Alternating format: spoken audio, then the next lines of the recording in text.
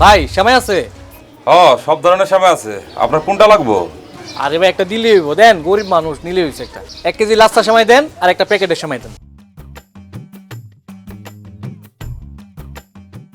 আর কিছু লাগবো? আপনি 1 কেজি দুধ দেন, 1 কেজি চিনি আর 20 টাকার কিসমিস দেন। আচ্ছা ঠিক আছে, দিতেছি।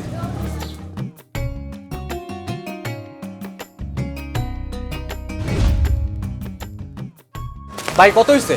মোট 450 টাকা হয়েছে। 450 টাকা না?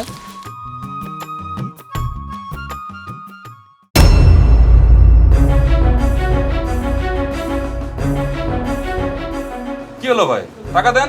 ভাই আমি তো আমার টাকা খুঁজে পাইতাছি না। এটা আপনি কি শুনাইলেন ভাই? টাকা না থাকলে কেমন হইব?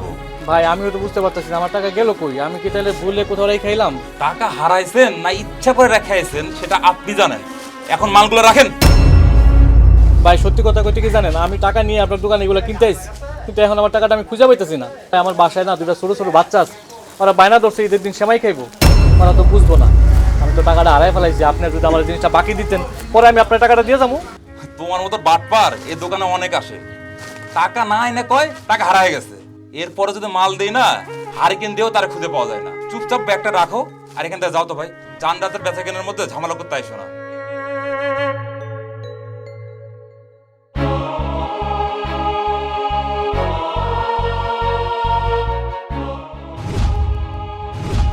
ভাই এমনও তো হতে পারে যে লোকটার টাকা সত্যি সত্যি হারিয়ে গিয়েছে।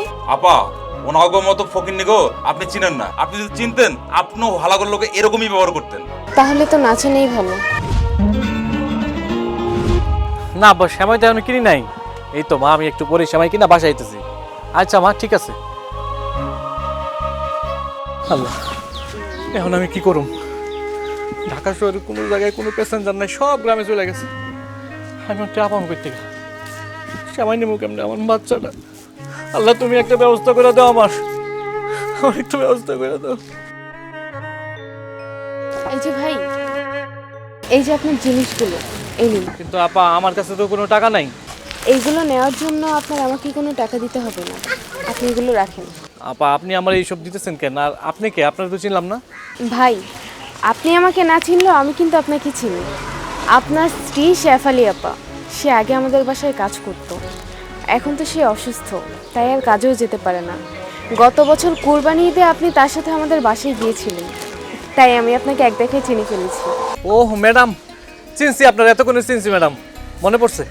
তা শেফালি আপা এখন কেমন আছে? আর ভালো থাকা, হাত পায়ে পানি চলে আসছে, নড়াচড়াও করতে পারে না। দেখি ঈদ গেলে শেফালি আপাকে দেখতে যাব। তা আপনার ছেলেমেয়েরা কেমন আছে? হ্যাঁ আপা আলহামদুলিল্লাহ ভালোই আছে। আচ্ছা, আমার পরিচয় তো আপনি জানতেই পারলেন, এখন তো অবশ্যই এগুলো নেওয়া যায়। হ্যাঁ আপা। আর এই যে এই 3000 টাকাও রাখেন। কিন্তু ম্যাডাম, আপনি যে আমার এগুলো দিলেন, এই ঋণ আমি কেমনি শোধ করুম? ঋণ পরিশোধ করতে হবে না, আপনি আপনার পরিবার পরিজন নিয়ে ঈদ উদযাপন করতে পারলেই এতেই আমার খুশি। ম্যাডাম, আপনারা কি বলে আমি ধন্যবাদ দিব সেই ভাষা আমার জানা নেই। আমি আল্লাহর কাছে মন খুলে দোয়া করি, আল্লাহ যেন আপনারা অনেক টাকা পয়সা দেয়, অনেক ধন সম্পদ দেয়, আল্লাহ যেন আপনারা অনেক ভালো রাখে। ধন্যবাদ ভাই, ঈদে অবশ্যই আমাদের বাসায় আসবেন। আপনাদেরকে দেখলে আমার বাবা মা অনেক খুশি হবে। আজকে তাহলে আমি যাই। আচ্ছা আপা।